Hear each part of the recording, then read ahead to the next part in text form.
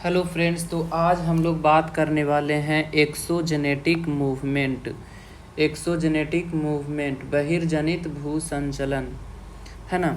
तो सबसे पहले तो हम भू संचलन के बारे में डिस्कस कर रहे थे। भू संचलन जो है पृथ्वी के अंतर्जात बल, पृथ्वी के भू संचलन क्या था? भू संचलन पृथ्वी के अंतर्जात बल और बहिर्जात बल के कारण पृथ्वी पर होने वाले संचलन को भू संचलन कहते हैं, है ना।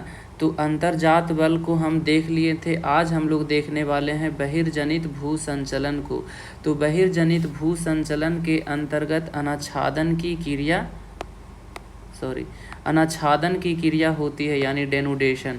अनाच्छादन एक जटिल प्रक्रिया है जिसके अंतर्गत अपक्षयन, अपरदन और बृहद क्षरण की क्रियाएं होती है। समझ में आया? अनाच्छादन को 3 भागों में बांटा गया है: अपक्षयन, अपरदन और बृहद क्षरण। तो अनाच्छादन एक जटिल प्रक्रिया है जिसके अंतर्गत अपक्षयन, अपरदन और बृहद क्षरण की क्रियाएं होती है। Weathering, erosion and mass wasting.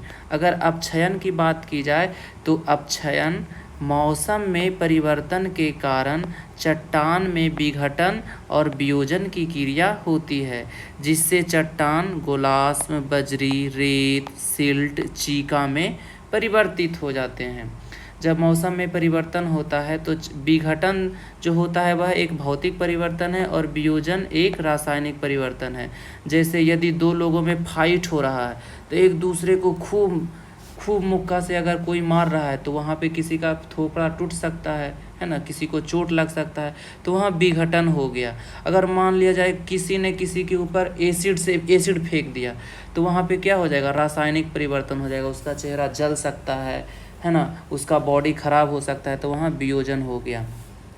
तो अगर टूट फूट हो रहा है तो भौतिक परिवर्तन। यदि उसका रासायनिक परिवर्तन हो रहा है, जैसे फल सड़ गया, चाहे किसी केमिकल रिएक्शन हो गया, तो वो सभी क्या है? रासायनिक परिवर्तन।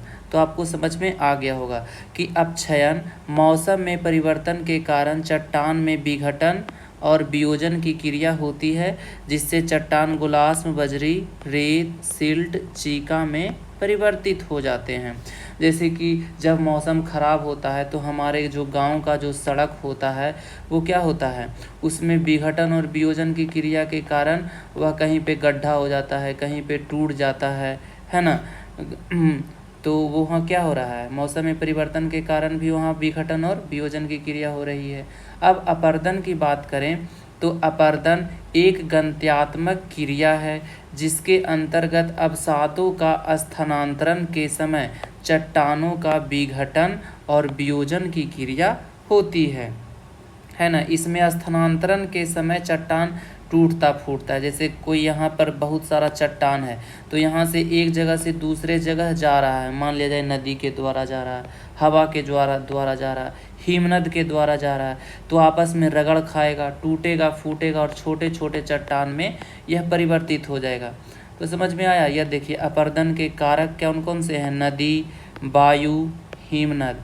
तो अपरदन को हम लोग इस तरीके से डिफाइन कर सकते हैं कि अपरदन एक गंत्यात्मक क्रिया के अंतर्गत अवसादों के स्थानांतरण के समय चट्टान में विघटन और वियोजन की क्रिया होती है। अपरदन के कारक हैं नदी, वायु और हिमनद। जैसे कि कोई नदी है, जैसे इसे नदी बह रहा है तो बड़ा बड़ा चट्टान है, तो इसको भी जब अपने साथ बहा के ले जाएगी तो आपस में रगड़ खाएगा, टूटेगा फूटेगा, छोटे छोटे में चट्टानों में परिवर्तित हो जाएगा।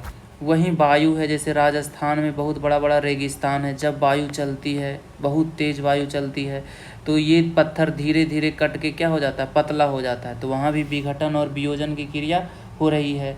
हिमनद है, जैसे जम्मू कश्मीर है, तो वहाँ जब बहुत ज़्यादा हिम हो जाता है, बर्फ़ हो जाता है, तो क्या होता है? अपने आप फ्लो करने लगता है, तो उसमें जो बड़ी बड़ी चट्टानें हैं आपस में रगड़ खा के छोटे छोटे चट्टानों में परिवर्तित हो जाती है। समझ में आया?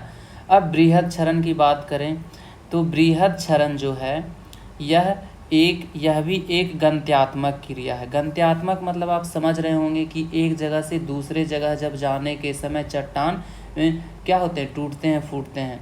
तो बृहद क्षरण मास वेस्टिंग जो है गुरुत्वाकर्षण बल के कारण अवसादों का पर्वत के शिखर से नीचे की ओर स्थानांतरण के समय विघटन और वियोजन की क्रिया को बृहद क्षरण कहते हैं। जैसे कि मान लिया जाए कोई पहाड़ है इस तरीके से, इसके ऊपर बड़ा बड़ा चट्टान है, तो गुरुत्वाकर्षण बल के कारण ये नीचे आएगा। जब नीचे आएगा तो टूटेगा, फूटेगा, आपस में टकराएगा और छोटे छोटे चट्टानों में परिवर्तित हो जाएगा। तो इसी को तो ही हम लोग बृहद क्षरण यानी मास वेस्टिंग कहते हैं, है ना। तो आप लोगों को समझ में आ गया होगा। अब देखिए जो अपक्षयन है यह एक अस्थैतिक क्रिया है, मतलब यह एक ही जगह होती है। जैसे कि कोई सड़क है तो इसमें विघटन और वियोजन की क्रिया हो रही है मौसम में परिवर्तन के कारण, है ना, तो यह एक अस्थैतिक क्रिया है। जबकि अपर्दन और बृहद क्षरण गंत्यात्मक क्रिया है। अपर्दन में क्या हो रहा है, एक जगह से दूसरे जगह जाने के क्रम में चट्टान टूट रहा है। वहीं बृहद क्षरण में भी जो बड़े बड़े चट्टान हैं एक जगह से दूसरे जगह जाने के क्रम में टूट रहे हैं। तो यह दोनों क्या है, गंत्यात्मक क्रिया होता है, गंत्यात्मक क्रिया इसके अंतर्गत होता है। और बहिर्जनित भू संचलन को हम लोग विनाशात्मक संचलन भी कहते हैं। यहाँ देख रहे हैं कि क्या हो रहा है, चट्टान छोटे छोटे टुकड़ों में परिवर्तित हो रहे हैं, टूट रहे हैं, तो इसीलिए हम लोग इसे विनाशात्मक संचलन भी कहते हैं। क्या कहते हैं, विनाशात्मक संचलन, विनाशात्मक संचलन। इंग्लिश की बात करें तो डिस्ट्रक्टिव मूवमेंट, है ना, याद रखिएगा, डिस्ट्रक्टिव मूवमेंट। तो याद हो गया आपको कि अपक्षयन एक अस्थैतिक क्रिया है, अपर्दन और बृहद क्षरण एक गंत्यात्मक क्रिया है। तो आई होप आप लोगों को ये टॉपिक समझ में आ गया होगा, अनाच्छादन। इससे एक मेंस में क्वेश्चन भी आया था, अनाच्छादन पर टिप्पणी करें, तो आप इसे समझ के तीनों को डिफाइन कर सकते हैं। धन्यवाद।